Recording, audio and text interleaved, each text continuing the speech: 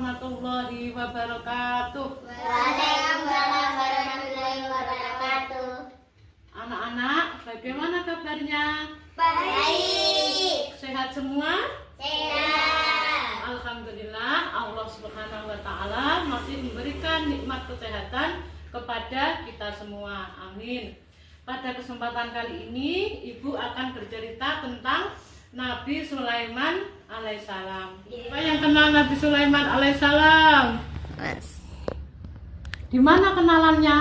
Di TV. Di TV. Di buku. Kita memang tidak mengenal Nabi Sulaiman secara langsung, tetapi kita mengenal lewat Al-Quran. Apa yang anak-anak ketahui tentang Nabi Sulaiman alaihissalam? Bisa berbicara dengan hewan. Raja yang kaya raya. Menguasai angin.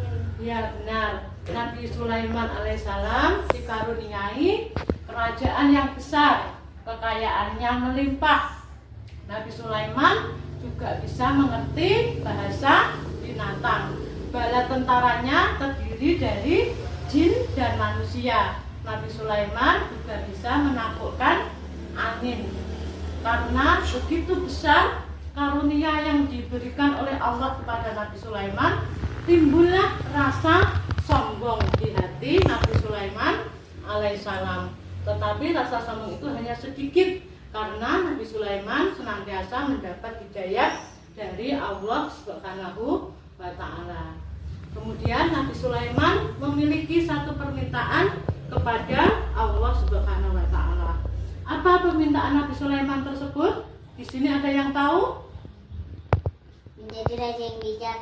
Dan Nabi Sulaiman meminta kepada Allah agar diizinkan memberi makan makhluk hidup yang ada pada waktu itu, di air, di darat maupun di udara.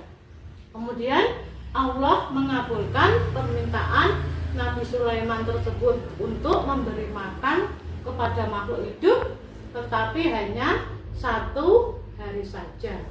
Maka dipersiapkanlah semuanya, ya. Sebulan lamanya Nabi Sulaiman beserta bala tentaranya mengumpulkan bermacam-macam makanan. Ada buah-buahan, sayuran, rumput, daging, ikan, dan berbagai macam makanan lainnya.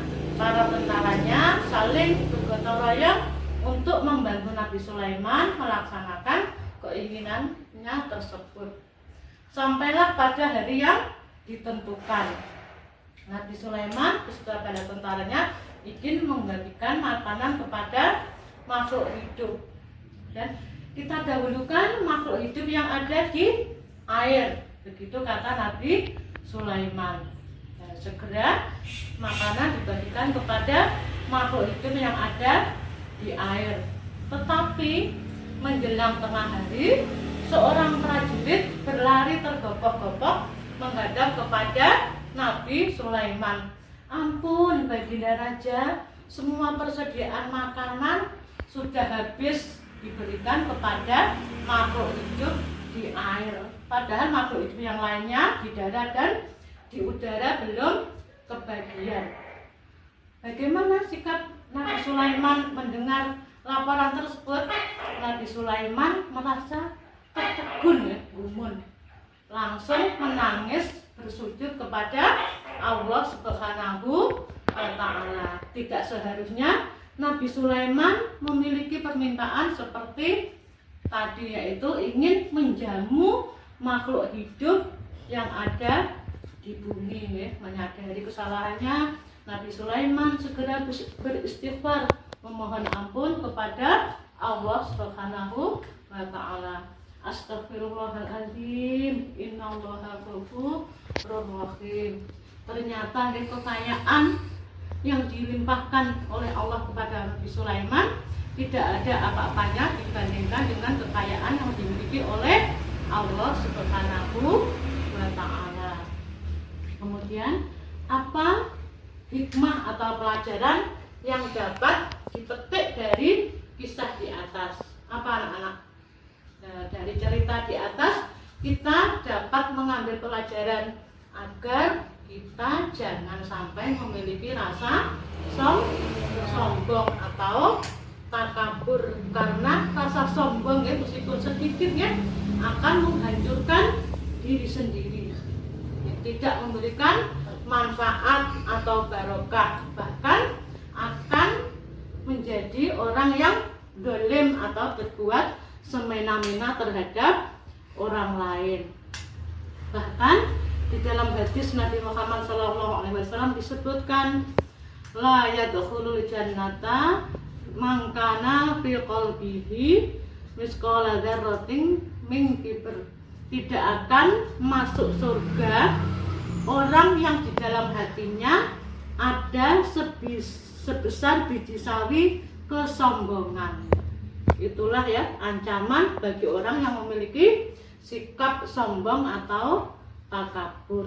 Maka guys, Mbah Yai Abdul Majid Qaddasallahu sirrahu radhiyallahu an memberi tuntunan kepada kita agar ketika kita bermujahadah kita bersikap belum merasa dolim, merasa banyak melakukan dosa dan kemaksiatan.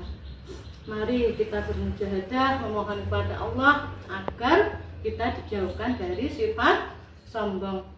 Ya ayyuhal khasus salamullah alaika rabbi bi'idnillah wa mundur ilayya sayyidi binadrah musilatil khatratil aliyah al-fatihah. Demikian cerita yang dapat Ibu sampaikan. Segala salah dan khilaf kami mohon maaf.